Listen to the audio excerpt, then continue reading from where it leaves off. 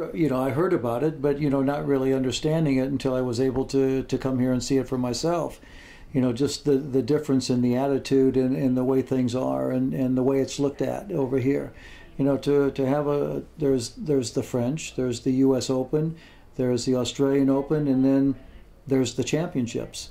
That's it's just a different feel of the way everything was looked at here. And even though it was a little bit different than my attitude and having to fit in and so forth, it was still such a pleasure to come and an honor to be a part of it.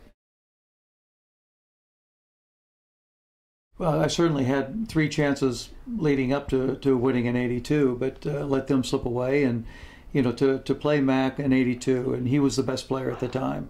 He had taken Wimbledon away from Bjorn and taken the U.S. Open, and so he was clearly the best player. So for me to come off a couple of dry years of not winning a Grand Slam, playing him on grass at Wimbledon and winning that match certainly ranks at the top of my accomplishments, because grass was his best surface, I thought. He was the best player in the world, and wrestling that from him was pretty good. Well, you're just playing the moment, really, and too busy trying to win Wimbledon and the U.S. Open and be a part of what's going on.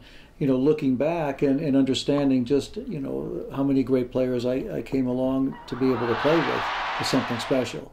And the legacy that they also left in the game. So to have us all play at the same time, I couldn't have picked a better time to play.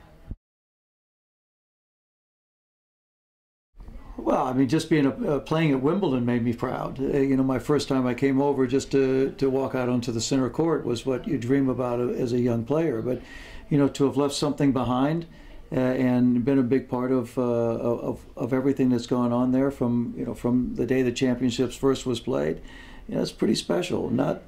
There are not many that win Wimbledon. Only one a year can win Wimbledon. So the list of champions is who they are, and it seems to be that those that are on that trophy are the ones that really make their name and leave a legacy in the game. And I'm happy to be a part of that. I mean, going back as far as I did, kind of brought up a lot of things that were very emotional, sometimes very painful to bring out, but it was also a lot of fun. I had a writer that I felt very comfortable with, and she made it fun, to sit down and to talk about some things and to bring it out of me a little bit more. But yeah, it was difficult. I put a lot of that in a lot of my background, a lot of my past in the past, and left it there. So to resurrect that was kind of tough. Subscribe to Wimbledon on YouTube.